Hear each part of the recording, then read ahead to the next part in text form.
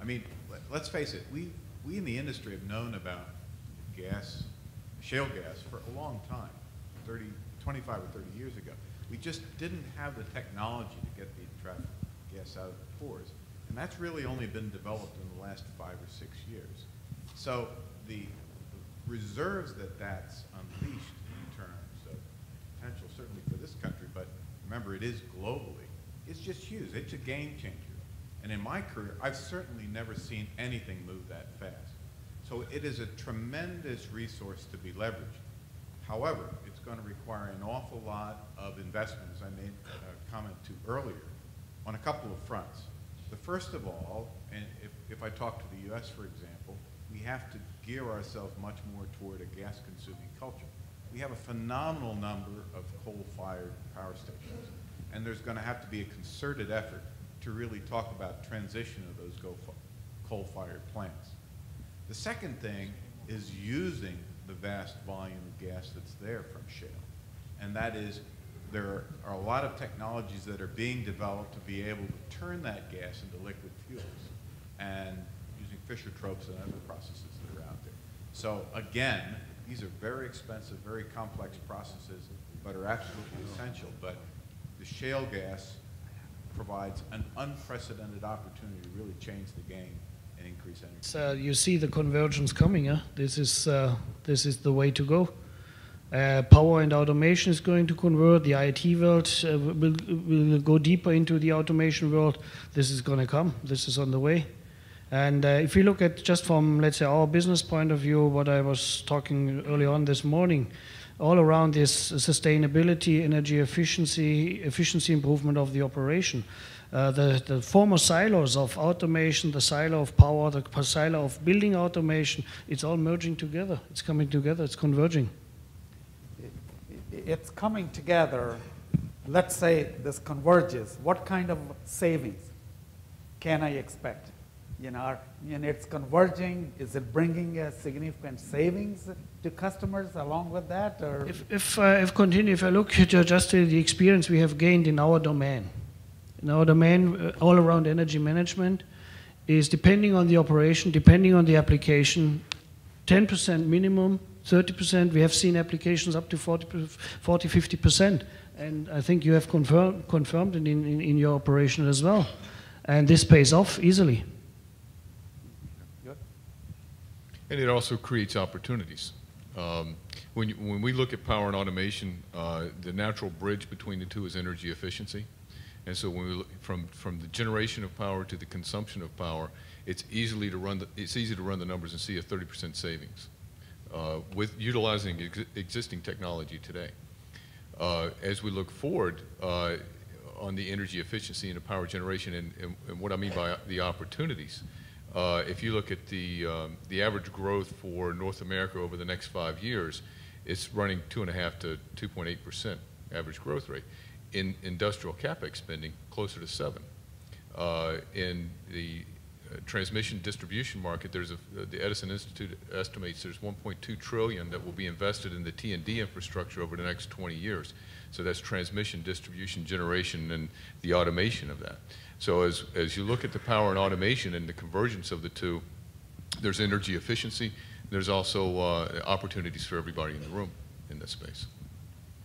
I have to say we're headed for a huge collision. The utility industry is run by policies. It's not run by profit. I heard a while ago somebody talked about they'd like to improve their efficiency using some cogeneration. Is that really true, or would you like to lower your cost? Because those are two different goals. Because if you can't get paid for your power, or if you can't get paid for your heat, then it didn't do you any good to be more efficient.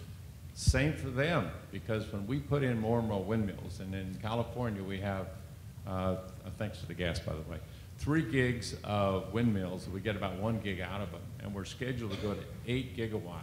We drop to 16 gigawatt at night, and that's when the wind blows. In the hot afternoons, the wind dies. And so what the utilities are having to do is that they put in 1 megawatt of peaker, which is a 30% efficient power plant, for every megawatt of renewables. And so right now, adding windmills increases our greenhouse gases. It's not a technical problem. Look up, 4% of this light, 4% of the electricity to run these incandescent lights. That's ridiculous waste.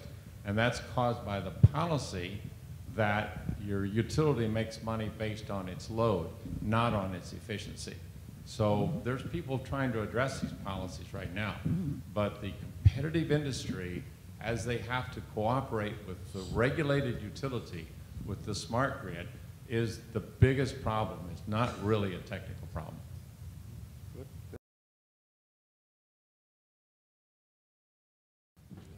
Well, I think more and more, I mean, we certainly see the desire from customers for more transparency, right? More views into our systems and their orders within our systems and these type things. So I think increasingly, you know, and it's probably been a trend, you know, for the last decade is, you know, the tend towards more collaboration and more sharing of value, you know, these type things, and certainly some of the developments in common systems and common architectures allowing that to happen at a faster and faster pace. So we certainly see the pull from them, you know, for that capability.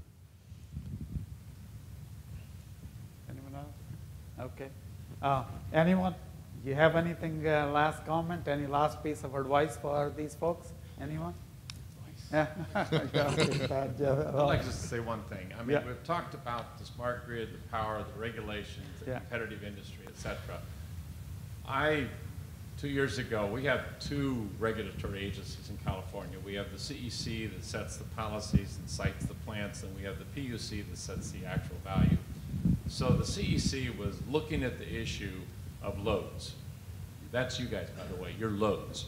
And what do we have to have is communication between the utility infrastructure and the loads. And I went to as many as I could stand. I went to 6 of the 8 meetings. In these 6 meetings, the commission would always open up. Think out of the box. Tell us what you want. Let's do something different. This is California. We like pain. So never in the 6 meetings I went to did any load or user talk. We went through presentations from PG&E, Southern Cal Edison, San Diego Gas and Electric, and OSIsoft. And so at the end of the day, the conclusion was, well, these regulated utilities are best at handling the interaction between the utilities and the loads. All I can say is this is a major, advantage we could have in this country by better interaction between our utilities and the loads. And I don't think we're really taking advantage of it right now, perhaps because it is policy and competitive business. Really, it's really hard to get into policy. It's just really kind of dumb. Good. I think we are going to see a lot of changes in the area of smart grid. You know, if these folks don't wake up, I think hopefully somebody will shake them a little bit and wake them up. With that, we are going to end our discussion here, and let's give a great applause to our panelists. Thank you very much.